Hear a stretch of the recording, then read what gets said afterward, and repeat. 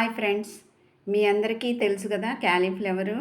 ఈ క్యాలీఫ్లవర్లో మీరు చాలామంది ఏం చేస్తారు, కూర వండేటప్పుడు పైన ఉండే ఈ తెల్లటి పార్ట్ని కట్ చేసుకొని కూర చేసేసుకుంటారు. అంతేగాని కింద కొద్ది గ్రీన్ కలర్లో ఉంది కదా, ఈ చిన్న చిన్నగా ఇక్కడ గ్రీన్ కలర్లో ఉంది కదా, దాని ఇంపార్టెన్స్ మీకు తెలియదు. అసలు యాక్చువల్గా క్యాలీఫ్లవర్లో ఆ చిన్న చిన్న గ్రీన్స్ ఉండే దగ్గర మరీ కింద పార్ట్ కాకుండా కొద్ది గ్రీన్ ఉండే విధంగా తరుక్కోవాలి. ఎందుకంటే దానిలో మనకి 40 మిల్లీగ్రాములు, అంటే ఒక మనిషికి అవసరమైంది 30 మిల్లీగ్రామ్స్ ఐరను, కానీ దీనిలో 40 మిల్లీగ్రామ్స్ ఐరన్ ఉంటుంది.